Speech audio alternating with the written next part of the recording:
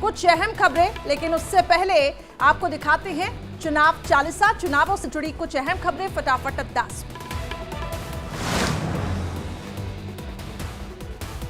मध्य प्रदेश में दिग्विजय सिंह ने ट्वीट कर सीएम शिवराज पर साधा निशाना, शिवराज के खिलाफ जारी किया सॉन्ग। मध्य प्रदेश में कांग्रेस के खिलाफ पोस्टर लगाकर कांग्रेस पर साधा निशाना, कांग्रेस को बताया पाकिस्तान प्रेमी।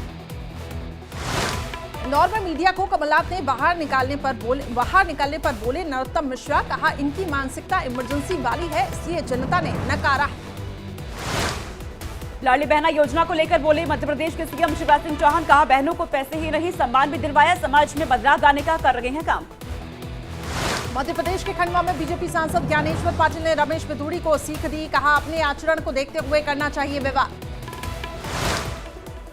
कल मध्य प्रदेश के दौरे पर रहेंगे पीएम मोदी के स्वागत में सजी है राजधानी। भोपाल के जम्बूरी मैदान में बीजेपी कार्यकर्ताओं को संबोधित करेंगे पीएम मोदी। इसी साल मध्य प्रदेश में होने वाला है विधानसभा चुनाव। पीएम मोदी के दौरे को लेकर बोले एमपी के गृह मंत्री नरोत्तम मिश्रा, कहा यह हमारा सौभाग्य है कि हमें मोदी जी का मार्गदर्शन मिलेगा। पीएम मोदी मध्य प्रदेश के बाद कल राजस्थान का भी करेंगे दौरा, जयपुर में चुनावी जनसभा को करेंगे संबोधित। प्रधानमंत्री नरेंद्र मोदी ने 9 वंदे भारत एक्सप्रेस को दिखाई हरी झंडी, सभी ट्रेनों का पीएम नरेंद्र मोदी ने वर्चुअली किया उद्घाटन। पीएम मोदी ने कहा कि वंदे भारत ट्रेन का क्रेज अब बढ़ा है, अब वंदे भारत में यात्रा करने वालों की संख्या भी बढ़ी। मोदी ने कहा 11 राज्यों की कनेक्टिविटी होगी बेहतर, वंदे भारत से आर्थिक गतिविधियों को मिलेगी तेजी, धार्मिक पर्यटन स्थलों को जोड़ने में मिलेगी मदद। पीएम मोदी ने कहा कि वंदे भारत देश के हर हिस्से को जोड़ेगी, वंदे भारत से सफर से बचत। पीएम मोदी ने कहा सरकार ने रेल का बजट 8 गुना बढ़ाया, रेलवे में विकास के काम हो रहे हैं तेजी से। पटना से दिखाई गई दूसरी वंदे भारत को हरी झंडी, बीजेपी सांसद रविशंकर प्रसाद ने कहा कि इसके लिए करता हूं प्रधानमंत्री का धन्यवाद। केंद्रीय मंत्री कैलाश चौधरी ने भी किया वंदे भारत में सफर, कहा पहले सिर्फ विदेशों में दिखती थी इस तरह की ट्रेनें, अब भारत बन रहा आत्मनिर्भर। 9 वंदे भारत ट्रेन को हरी झंडी दिखाने पर बोले केंद्रीय मंत्री अश्विनी कुमार चौबे, कहा पूरी दुनिया आज कर रही है भारत का अनुकरण। मन की बात में बोले पीएम मोदी, कहा G20 से भारत को कई लाभ हुए, G20 में आए मेहमानों ने भारत के खान पान को किया पसंद। G20 समिट पर बोले पीएम मोदी, कहा भारत ने मनवाया अपने नेतृत्व क्षमता का लोहा। पीएम मोदी ने कहा भारत की संस्कृति अब ग्लोबल हो रही है, भारत के पर्यटन की भी हो रही है चर्चा। मन की बात में पीएम मोदी ने कहा कि देश में चंद्रयान 3 की चर्चा, करोड़ों लोग चंद्रयान 3 की लैंडिंग के गवाह बने, भारत की सफलता को पूरा विश्व देख रहा है। पीएम मोदी ने मन की बात में जर्मनी के केमिस्ट्री की भी चर्चा की, कहा जिसमें भारत कभी देखा नहीं गया, जहां उसकी भारतीय संगीत में रुचि प्रेरणादायक। मन की बात के कार्यक्रम में बोले गोवा के सीएम प्रमोद सावंत, कहा पीएम मोदी ने G20 से लेकर वोकल फॉर लोकल से लोगों को प्रेरित किया। नोएडा में मोटो जीपी रेस के आयोजन में शामिल हुए सीएम योगी, कहा यूपी की अर्थव्यवस्था देश में नंबर 1, निवेशकों का यूपी पर बढ़ रहा भरोसा। यारियां 2 की कास्ट पहुंची नोएडा में मोटो जीपी रेस देखने के लिए और पर्ल बी पुरी और मिजान जाफरी के साथ पूरी टीम को चढ़ा मोटो जीपी का खुमार।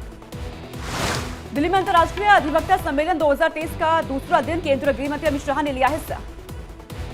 अरुणाचल प्रदेश के तेजू दौरे पर केंद्रीय मंत्री ज्योतिरादित्य सिंधिया, पुनर्निर्मित तेजू हवाई अड्डे का उद्घाटन किया। तेजू में हवाई अड्डे के उद्घाटन के बाद बोली ज्योतिरादित्य सिंधिया, कहा भारत सरकार ने इस हवाई अड्डे के लिए किया है 170 करोड़ का निवेश। दिल्ली में एक कार्यक्रम में राहुल गांधी का केंद्र पर निशाना, कहा हम भारत के विचार की रक्षा करने के लिए लड़ रहे हैं, इसलिए हमने अपना नाम इंडिया रखा। आगामी विधानसभा चुनाव को लेकर राहुल गांधी ने कहा एमपी, राजस्थान और छत्तीसगढ़ में हम जीतेंगे चुनाव, यहां चुनाव जीतने में हम होंगे सक्षम। बीएसपी सांसद दानिश ने बीजेपी पर निशाना साधा, कहा बीजेपी सांसद ने लोकतंत्र को शर्मसार किया, माफी मांगने की जगह आधारहीन आरोप लगा रखी है बीजेपी। निशिकांत दुबे के आरोपों पर दानिश अली का जवाब, कहा चुनौती देता हूं, आरोपों को साबित करें निशिकांत दुबे, वो लोगों को कर रहे हैं भड़काने की कोशिश। निशिकांत दुबे ने लगाए थे पीएम के खिलाफ अपशब्द कहने के दानिश पर आरोप। बीजेपी सांसद रवि किशन ने लोकसभा अध्यक्ष ओम बिरला को पत्र लिखा, दानिश अली के असंसदीय शब्दों के इस्तेमाल की जांच की मांग। रमेश बिधूड़ी की संसद में दिए बयान को सांसद दीपेंद्र हुड्डा ने बताया दुर्भाग्यपूर्ण, कहा जितनी निंदा की जाए वो कम। इंडिया गठबंधन में सीट बंटवारे पर बोले अखिलेश यादव, कहा इंडिया गठबंधन में समाजवादी पार्टी सीटें मांग नहीं रही है बल्कि सीटें दे रही है। नया संसद भवन को लेकर संजय राउत पर केंद्र ने कसा तंज, कहा नए संसद भवन में न इतिहास है न वर्तमान, मुझे नहीं लगता कि वह ऐतिहासिक इमारत। बेगूसराय में केंद्रीय मंत्री गिरिराज सिंह ने महिला आरक्षण पर आरजेडी पर निशाना साधा, कहा सिर्फ घड़ियाली आंसू बहा कर रखी है दिखावा। दिल्ली के किशनगढ़ में रामलीला के लिए भूमि पूजन कार्यक्रम में शामिल नहीं हुए सांसद रमेश बिधूड़ी, कार्यक्रम के मुख्य अतिथि थे सांसद। उत्तराखंड में होने वाले बिजनेस इन्वेस्टर्स समिट पर सीएम पुष्कर सिंह धामी का बयान आया सामने, कहा सभी लोगों को किया जा रहा है उत्तराखंड में निवेश के लिए आमंत्रित। बीजेपी की यात्रा पर कांग्रेस नेता जीतू पटवारी का बयान, कहा मुराली मोरवाल पार्टी के प्रति है वफादार, 50 करोड़ के ऑफर के बाद भी नहीं बिकी।